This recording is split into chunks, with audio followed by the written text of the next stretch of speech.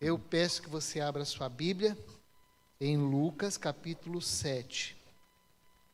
Os versículos serão de 36 a 50.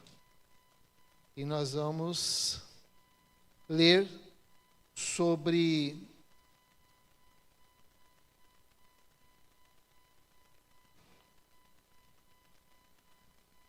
a mulher e o fariseu. Desculpa a demora, que eu costumo dizer que eu não sou mulher, eu não consigo fazer duas coisas ao mesmo tempo. Então, eu só estou abrindo a Bíblia, eu tenho que ficar quieto, abrir a Bíblia e depois falar. Semana uma colega falou assim: nossa, você não está conseguindo mandar mensagem. Eu falei: tem um monte de gente me pedindo um monte de coisa e eu preciso de alguns hormônios femininos aqui, porque eu não consigo fazer as coisas, 10 coisas ao mesmo tempo, que é uma habilidade da mulher, né? E nem sei porque eu estou falando isso, mas tudo bem. Acho que é só para justificar porque que eu fiquei tanto tempo em silêncio, né? Bom, Lucas capítulo 7, versículos de 36 a 50. É um texto que fala sobre uma mulher que unge os pés de Jesus. E eu queria que você mantivesse a sua Bíblia aberta e vamos pensar um pouquinho sobre ela e sobre um certo Simão, que era um fariseu, tá bom? Todos acharam aí? Lucas 7, de 36 a 50.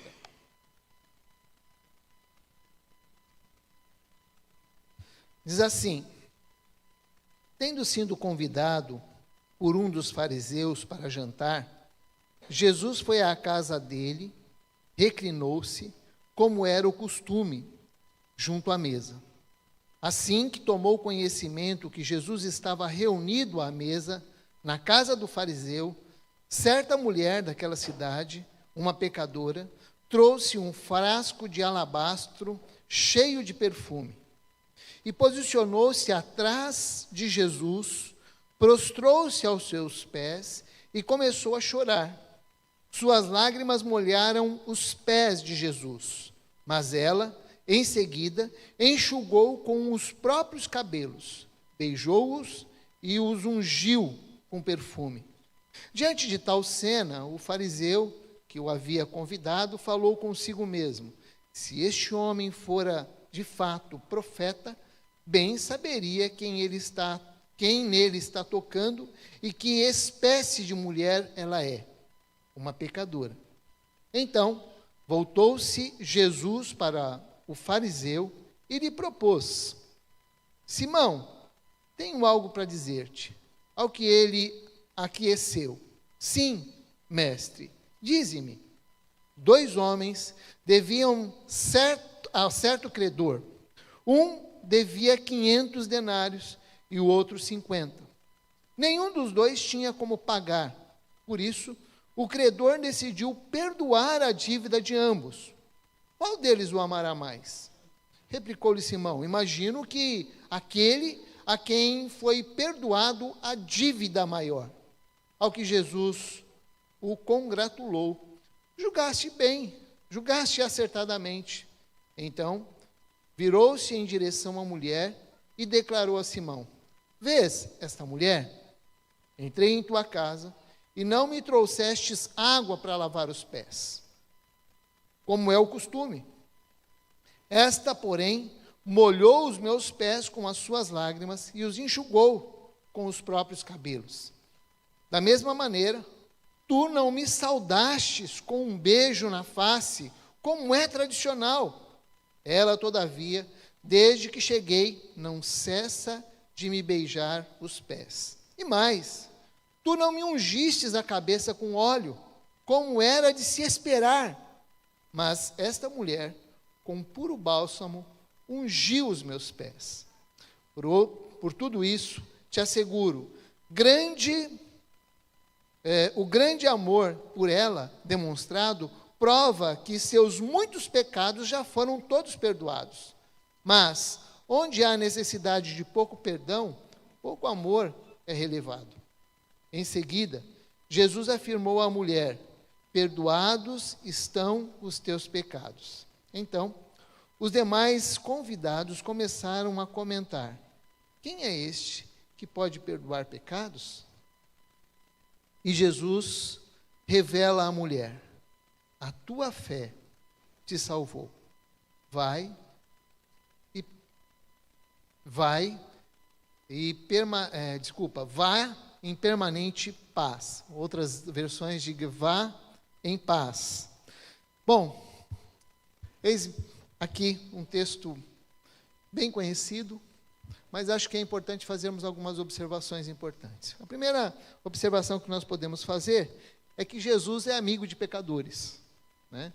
A gente observa que se você virar algumas páginas, umas 2 páginas atrás, no capítulo 5, de 29 a 31, ele participa de um banquete. Dessa vez, ele participou de um banquete com um publicano. E neste capítulo, ele participa, então, de um banquete ou de um jantar com um fariseu, um Simão. Que fariseu também era alguém que Jesus muitas vezes teve que entrar em confronto direto nos discursos, nas conversas e tudo mais. No capítulo 7, nesse mesmo capítulo, de 1 a 10, Jesus também demonstra o seu apreço por um gentio, um homem temente a Deus, simpatizante do judaísmo e muito generoso para com os judeus. Jesus também uma outra consideração é que Jesus foi ungido outras vezes também. Em Mateus 26, 13 e Marcos 14, lá em Betânia, na casa de um homem, num certo Simão leproso. E em Betânia também, com Marta, Maria e Lázaro, como está lá em João capítulo 12. Os fatos que nós registramos aqui neste texto aqui, aconteceram muito provavelmente numa cidade chamada Naim. Se vocês observarem lá em capítulo 7, versículo 11, é a última menção que nós temos de que Jesus estava nessa cidade. Provavelmente, então, foi nesta cidade onde ele onde ali ele também fez um grande milagre. Uma mulher viúva tinha perdido o seu único filho. Ele então vai, ressuscita o filho daquela viúva e diz o texto lá em Lucas 7,16 que todos foram tomados de grande temor e louvavam a Deus por este milagre. Ao mesmo tempo afirmavam que Jesus seria um grande profeta entre eles e que Deus veio salvar o seu povo. Possivelmente foi com base nessa declaração que Simão, lá no versículo 39, diz assim: olha, se este homem fosse mesmo um profeta, ele iria saber que esta mulher é uma pecadora. Inicialmente, se vocês observarem o texto, inicialmente, Lucas omite o nome de Simão. Ele vai falando que ele era um fariseu, mas há um momento que não tem mais jeito. Ele cita o nome porque o próprio Jesus cita o nome daquele homem, Simão. Simão, então, era um fariseu. Nós também não temos o nome da mulher. Uma única maneira que nós temos para saber o nome dessa mulher é chegar no céu. Quando nós chegarmos lá, você pode, então, sair e colocar isso na sua lista de perguntas e sair à procura dessa mulher. Escuta aí, qual é o seu nome e tal, e como é que foi, conta para mim como é que foi a sua experiência e tudo mais. Você vai ter toda a eternidade para saber o nome dela. Mas no momento nós não sabemos, tá bom? O texto não fala sobre isso. Em algum momento, antes daquele jantar, o texto deixa para nós que aquela mulher teve, de alguma forma, um encontro com Jesus. Ela não o conheceu naquele momento, ela não entrou naquela sala e conheceu Jesus. Ela já tinha tido, de alguma forma, o texto também não diz, a Bíblia não diz, mas ela nos deixa entender aqui, o texto nos deixa entender, que em algum momento, antes daquele jantar, ela ouviu e viu Jesus. E certamente ela foi impactada com a mensagem, se deparou com seus caminhos tortuosos, foi confrontada com a sua vida de pecado e com a sua dívida com o Senhor. Eu acho que quando nós olhamos para esse texto, nós podemos observar que nós somos pecadores, nós somos devedores do Senhor, e esta verdade parece que foi assimilada por aquela pecadora. No entanto, Simão e os seus companheiros fariseus parecem que eles perderam essa consciência de pecado. Isso é uma questão que eu queria que nós levássemos com carinho. Parece que Simão perdeu mesmo a noção. E não só Simão, mas os seus companheiros fariseus perderam essa noção de pecado. Em Lucas 7, versículos 29 a 30, registra ali um comentário que Jesus fez a respeito de João Batista. Ele diz o seguinte: todo o povo, inclusive os publicanos, reconheceram que o caminho de Deus era justo e se submeteram ao batismo de João, que é o batismo do arrependimento. Entretanto, os fariseus e os doutores da lei rejeitaram o conselho de Deus para eles próprios e não se dispuseram a ser batizados por ele. Então, Simão, o fariseu, parecia ter um coração relutante em relação a Jesus. No entanto, ele convidou Jesus para jantar. Talvez quisesse dar uma chance de conhecê-lo ou debater algo sobre a lei. E quando a gente fala sobre fariseu, de uma certa forma, eu estou falando de mim, mas eu acredito que isso também, daqueles que leem a Bíblia, passa no coração. É que quando a gente fala de fariseu, automaticamente nós os colocamos no banco dos réus, não é? Nós já os julgamos, eram incrédulos, julgamos que eles se sentiam melhores, e de fato muitos deles se sentiam melhores. Eles entendiam, por exemplo, que quem precisa de Deus são vocês, nós já estamos por cima da carne seca. É isso que nós pensamos, ou que eu penso muitas vezes quando eu leio sobre os fariseus. No entanto, é bom lembrar que lá pelos anos, vamos dizer assim, entre 175 a.C. a 164, surgiu um grupo, motivado por uma perseguição muito ferrenha que estava acontecendo, surgiu um grupo que queria mesmo, de verdade, cumprir a palavra de Deus, fazer a palavra de Deus funcionar na sua vida, viver a palavra de Deus quando eram impedidos. É um livro que está na Bíblia Católica, o livro de Macabeus, que é um livro histórico, demonstra ali que muitos em Israel ficaram firmes e se mostraram irredutíveis, mas eles não profanaram a aliança com o Senhor. Mulheres eram mortas com seus filhos porque procuravam cumprir a lei da circuncisão e elas eram então mortas com seus próprios filhos. Mas diz aquele livro, 1 Macabeus 1, de 63 a 65, que muitos em Israel ficaram firmes e se mostraram irredutíveis e não profanaram a aliança com o Senhor. E é deste grupo que surge, então, os fariseus. Um grupo que queria, de verdade, colocar a fé em prática. Um grupo que queria cumprir a lei do Senhor. Mas, com o passar do tempo, os fariseus, que tinham o propósito de cumprir a lei, de andar nos caminhos do Senhor, infelizmente, com o passar do tempo, eles se perderam pelo caminho, trocaram o temor do Senhor pela aparência da religiosidade e também pelo poder, e parece que eles perderam a consciência de pecado, de dívida para com Deus.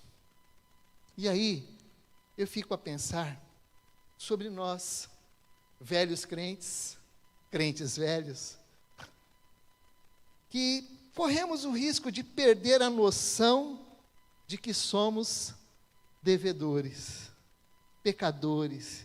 E ainda que a graça tenha sido um presente de Deus, muitas vezes nós deixamos de valorizá-la, porque somos velhos crentes, crentes velhos. Devemos trazer à lembrança a narrativa que está lá em Lucas capítulo 18, de 9 a 14, quando dois homens sobem ao templo para orar, um publicano e um fariseu.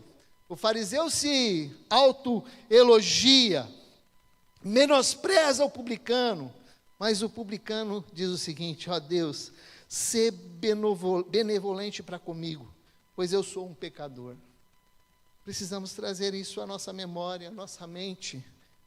E não se ofenda por eu dizer velhos crentes, crentes velhos, Mas a grande verdade é que muitas vezes na caminhada a gente vai perdendo algumas coisas porque nos achamos práticos, nos achamos conhecedores da palavra, achamos que outras pessoas precisam de arrependimento e nós não.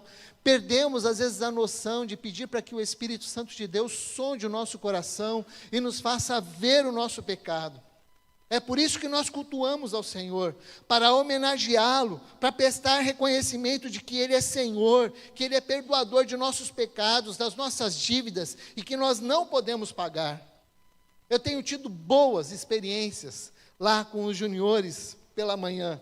Tenho aprendido um vocabulário novo, tenho aprendido a ter mais jogo de cintura, tenho aprendido a ter mais paciência, se assim posso dizer, porque acho que quem tem que ter paciência, na verdade, são eles comigo. E alguns deles falam com tanto entusiasmo sobre Jesus, sobre algumas experiências que eles vivenciaram no encontro com Deus.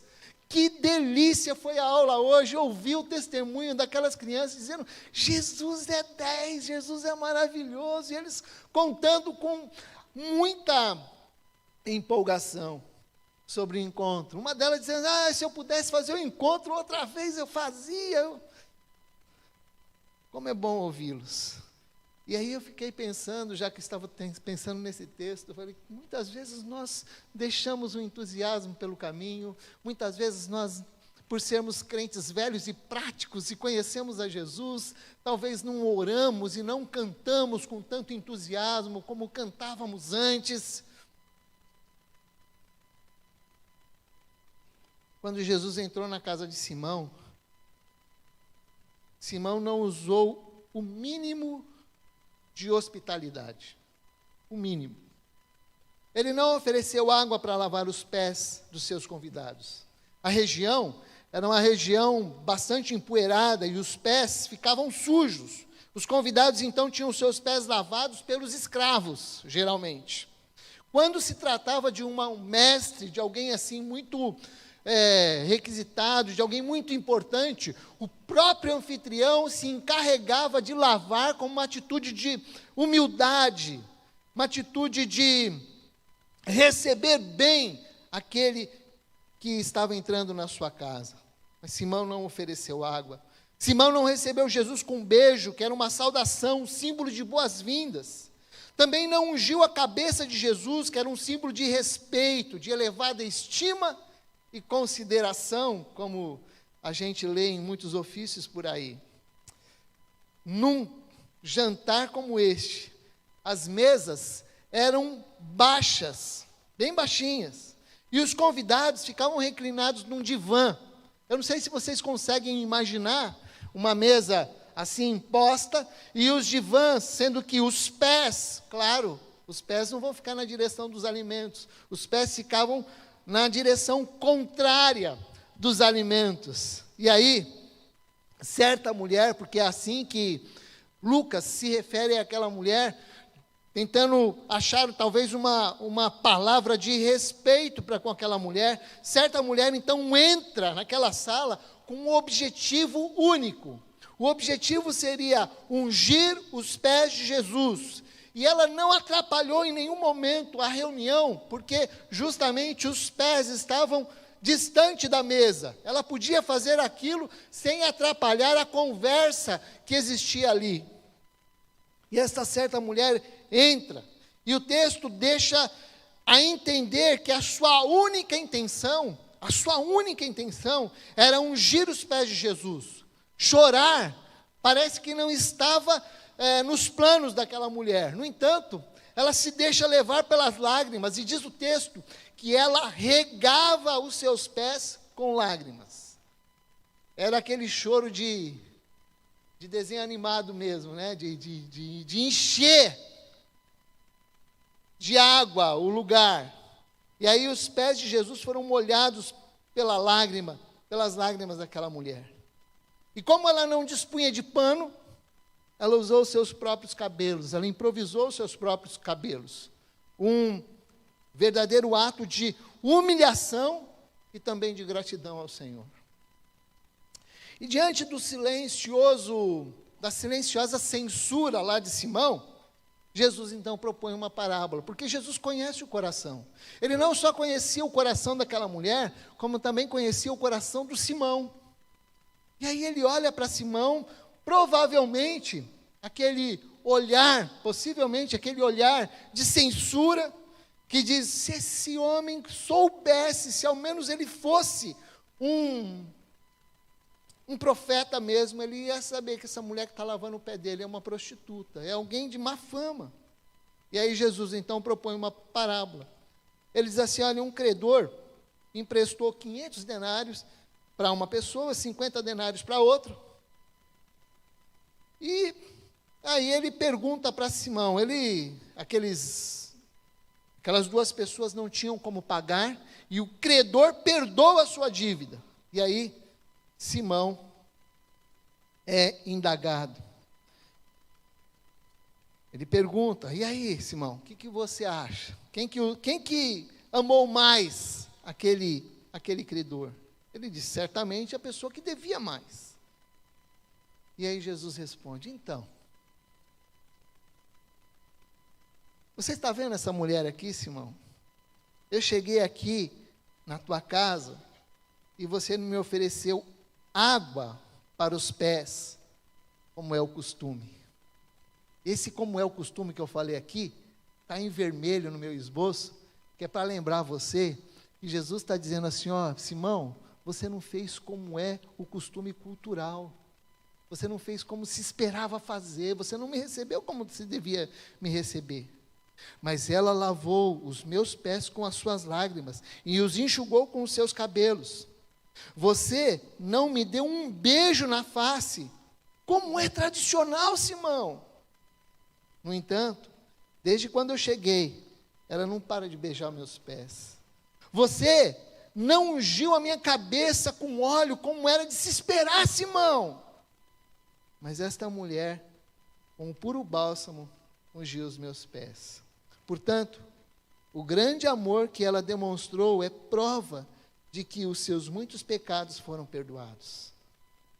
Simão não cumpriu o protocolo para receber Jesus, nem os seus convidados. E sabe o que eu penso que quando eu olho para isso? Que Jesus não estava sequer preocupado com os protocolos. Na verdade, o que Jesus mais queria mesmo o que Jesus mais queria era que Simão se reconhecesse como devedor, como alguém que deveria, que tinha uma dívida para com o Senhor. E esta parábola que Jesus contou, porque nós temos aqui dentro desse texto uma parábola, que é essa parábola que nós contamos agora, esta parábola, ela ilustra sobre a graça de Jesus. Meus irmãos, a graça do Senhor Jesus é algo que nos alcança. A graça de Jesus é algo multiforme, como diz a sua palavra. E qual é a figura que Jesus usou? Jesus usou a figura de um credor, de um homem que tinha como profissão emprestar dinheiro, de um homem que talvez fosse um agiota, e não era comum um credor emprestar dinheiro e perdoar dívidas. No entanto, parece algo tão espontâneo, tão inacreditável. Parece que o credor queria tirar o peso dos dois devedores. E é assim a misericórdia do Senhor. E é assim a graça do Senhor para conosco. Somos eternos devedores. Não há dinheiro ou sacrifício que pague a nossa dívida diante do Senhor. Miqueias 7, versículos de 18 a 19, demonstra o prazer de Deus em perdoar. Quem é comparável a ti, ó Deus, que perdoa pecados, que esquece a transgressão do remanescente da sua herança?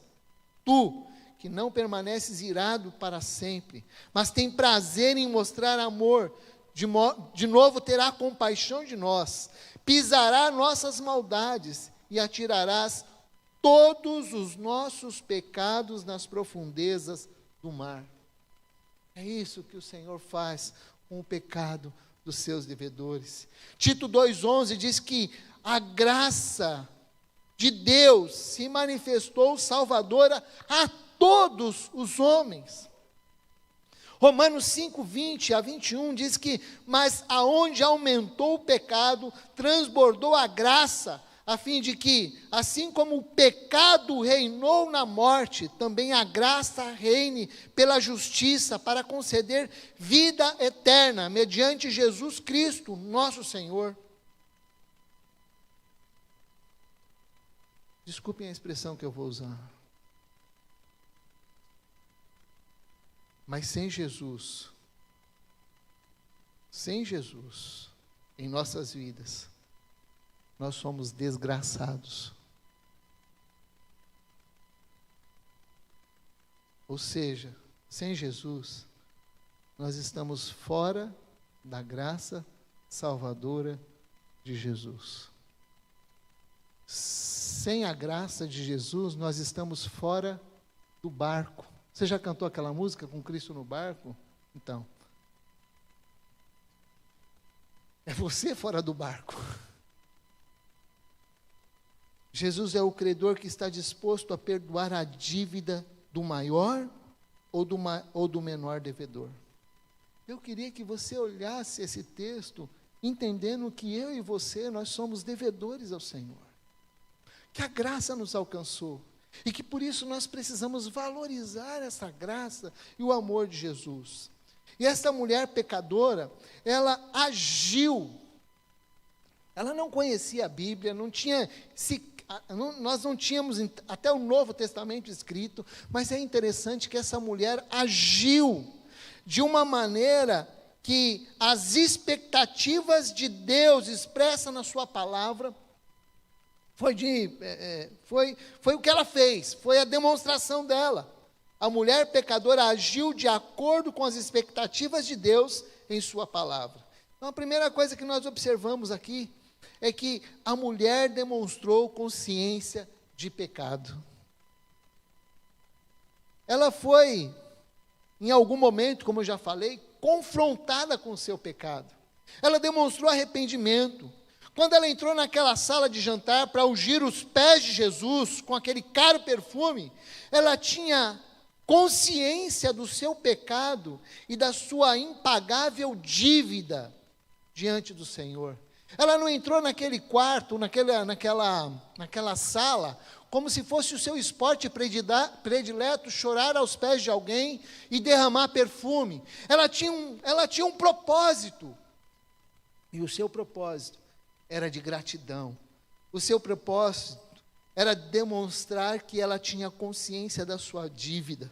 2 Pedro, capítulo 3, versículo 9, diz que o Senhor não demora em cumprir sua promessa, como julgam alguns. Ao contrário, Ele é paciente com vocês, não querendo que ninguém pereça, mas que todos cheguem ao arrependimento. Então, o que Deus espera, a expectativa do Senhor, é de que cada um de nós, cada pessoa se achegue ao Senhor com arrependimento,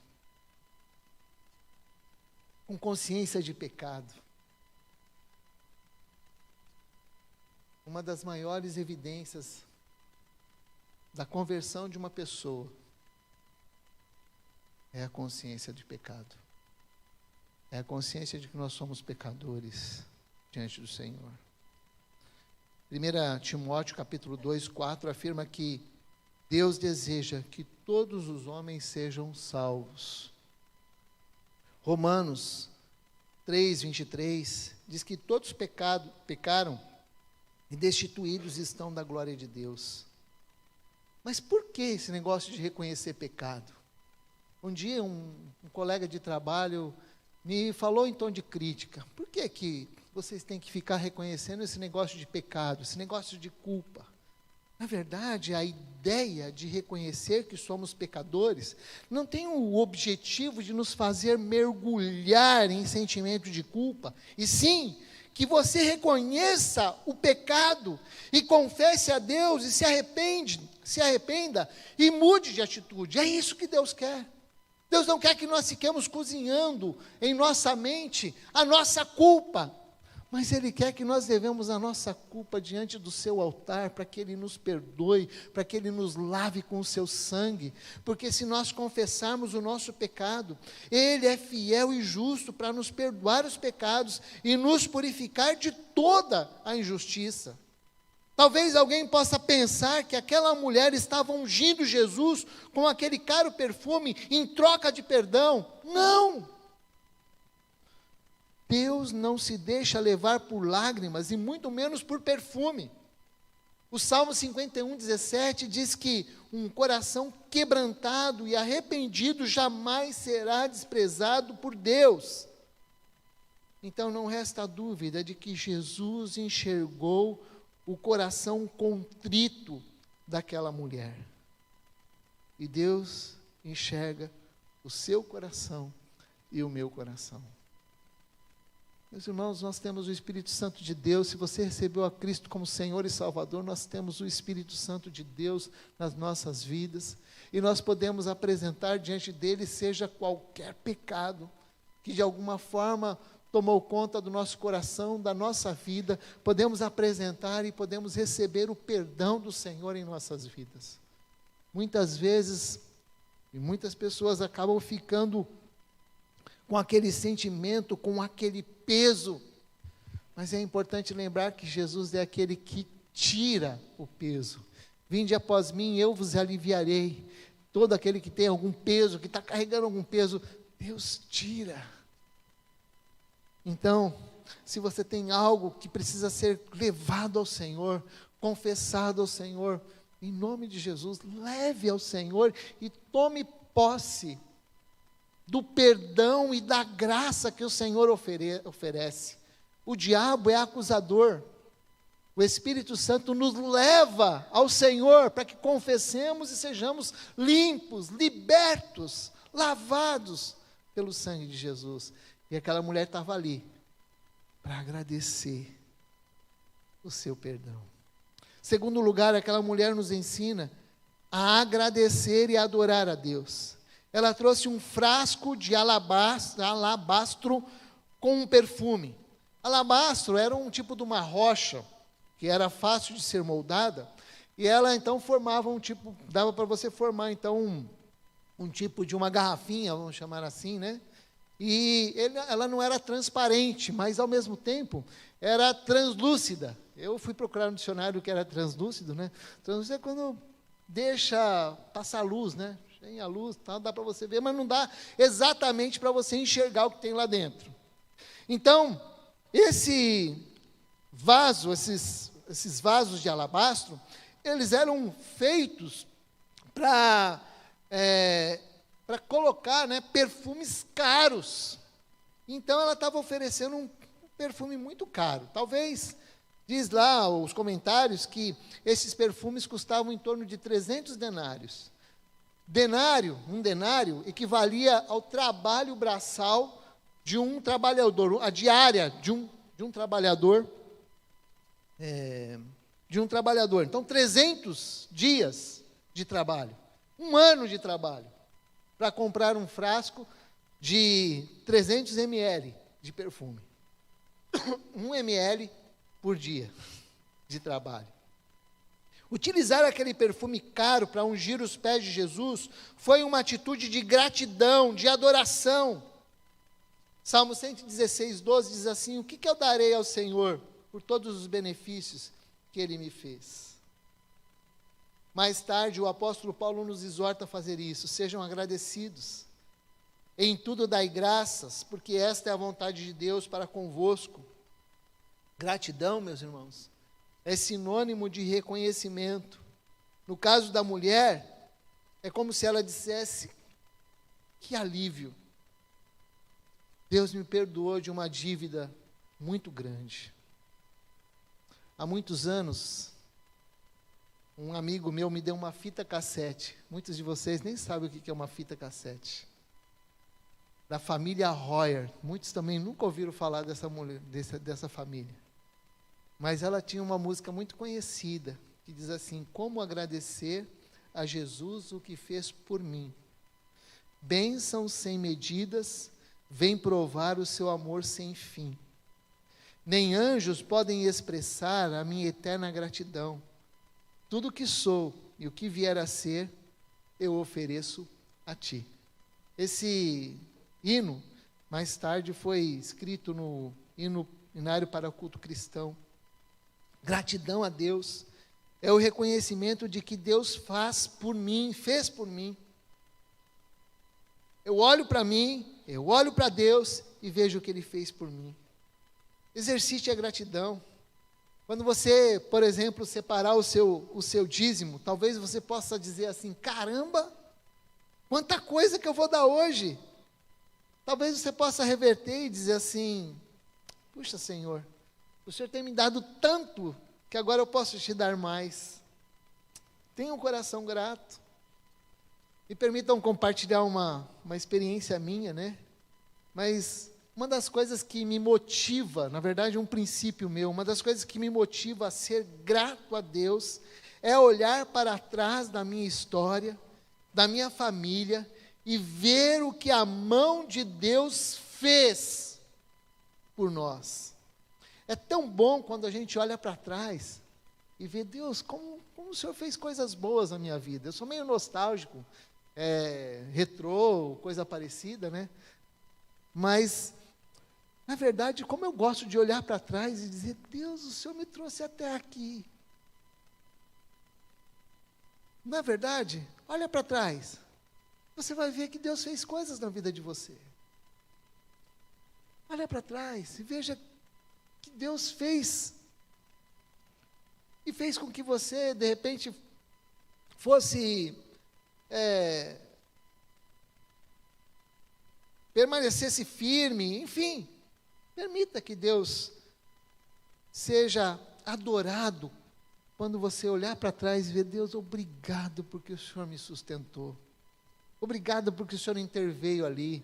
Obrigado porque na hora, quando eu ia tomar aquela decisão, eu tomei aquela má decisão, mas mesmo assim, o Senhor deu um jeito e as coisas melhoraram na minha vida. Aquela mulher tinha um coração grato e adorador. Quando a gente desenvolve a gratidão na nossa vida, a gente automaticamente remove a murmuração do nosso coração. Já parou para pensar nisso? A murmuração é um amargor na nossa vida. Eu confesso que às vezes eu tenho essa tendência também de murmurar. Mas como é bom você olhar para trás, como é bom você olhar para as coisas e tentar entender que Deus está no controle de todas as coisas. Então, desenvolva um coração grato diante do Senhor. Terceiro lugar, o texto enfatiza o perdão de Jesus e a salvação. Como já disse, aquela mulher não foi perdoada porque trouxe um perfume caro. Na verdade, ela compreendeu o amor de Deus. E o amor de Deus é esse, que Deus demonstra o seu amor por nós. Quando Cristo Jesus morreu em nosso favor, quando nós ainda éramos pecadores. Romanos 5:8. Ela entendeu isso. Ela teve a consciência do seu pecado, recebeu o amor, o perdão de Deus pela fé. Pela fé que ela recebeu tudo isso. Por isso, Jesus declarou: perdoados são os seus pecados. Deus está pronto a perdoar pecados. Deus deseja perdoar, mas não se propõe a perdoar se você não se propõe a reconhecer o seu pecado e a sua dívida. A Bíblia diz que se nós confessarmos os nossos pecados, Ele é fiel e justo para nos perdoar os pecados e nos purificar de toda a injustiça. E só para concluir, eu confesso que eu tenho um coração ansioso. Eu tento melhorar nessa área, mas é difícil, né? Acho que eu tenho que procurar um psicólogo. Mas quando eu estou ansioso com alguma coisa, a primeira coisa que eu penso quando acordo é justamente naquele assunto. Eu não sei se você tem esse problema, eu tenho. E ontem, quando eu acordei, eu estava preocupado com essa palavra. com um direcionamento. Senhor, como é que a gente pode olhar? Porque vocês não sabem, vocês estão me vendo aqui, mas quando chega a hora de concluir qualquer mensagem, me dá um desespero tão grande. Eu falei, bom, tá bom, aí as pessoas vão perguntar, e eu com isso? Não sei, tem aqui a aplicação do texto, né? Mas eu pensei assim nas expectativas de Deus em relação a nós. Porque eu olhei para aquele cara, o Simão, falei, Jesus tinha uma expectativa com aquele homem. Jesus tinha uma expectativa com aquela mulher, e na verdade ele se surpreendeu. Mas quando eu pensei nessa questão de que nós precisamos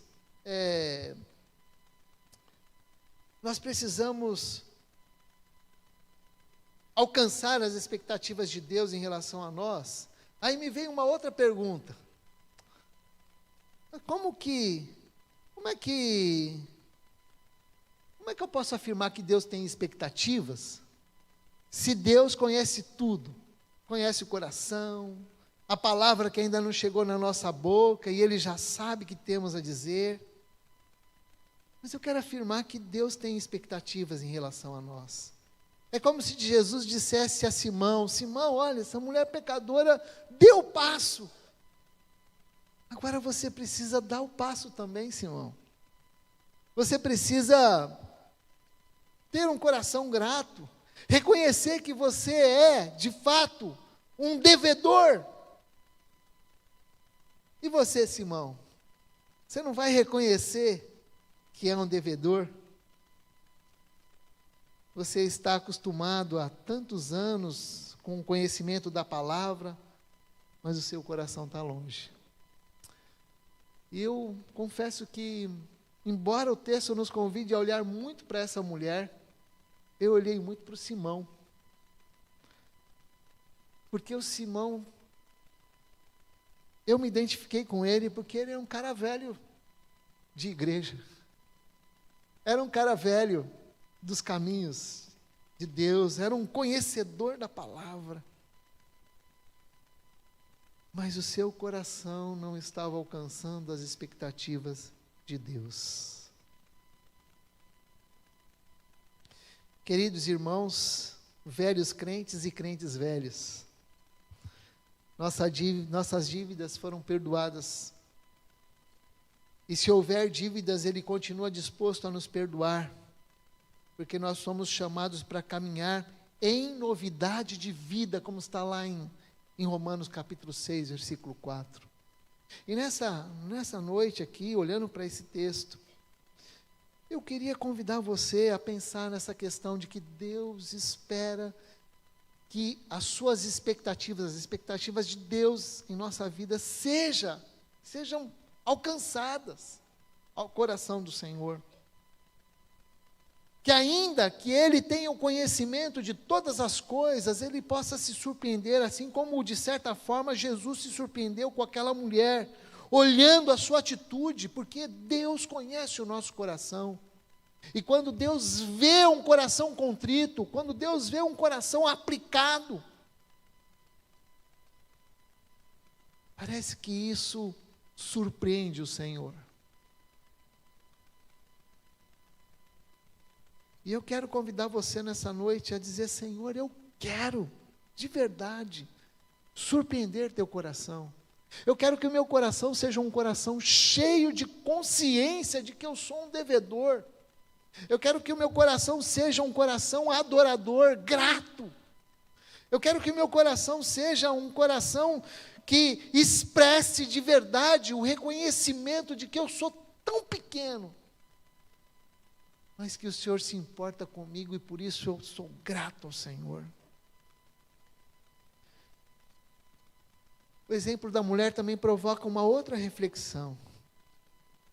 Ela estava vivendo fora dos padrões de Deus, mas ao se encontrar com Cristo, ela percebeu a sua dívida com Deus, e foi com arrependimento e fé que ela encontrou a salvação. Eu não sei quantas vezes você já ouviu esse apelo na sua vida, mas se você ainda não recebeu a Cristo como Senhor e Salvador, você precisa fazer como essa mulher fez. Ela era pecadora e não relutou com Deus. Ela entendeu o seu pecado, se voltou para o Senhor e entendeu que o perdão vinha do Senhor. Ela olhou para aquele Jesus como Jesus, Senhor da sua vida, Salvador da sua vida. E quando nós nos deparamos com Jesus, Ele nos confronta mesmo.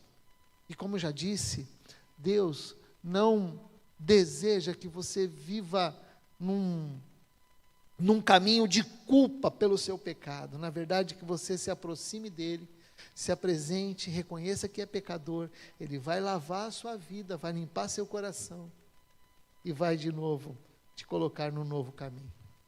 Então, nós estamos concluindo essa mensagem com duas observações. Primeiro, a importância de que nós precisamos nos aproximar de Deus com um coração novo, um coração de criança, em novidade de vida. Lembrar que o Senhor ainda nos ama, o Senhor continua sendo Deus e nos alcançou. E nós somos livrados do pecado, do inferno também, porque Deus agiu. Não importa se você é um velho crente ou um novo crente, na verdade, nós caminhamos com o Senhor e precisamos caminhar com esse reconhecimento.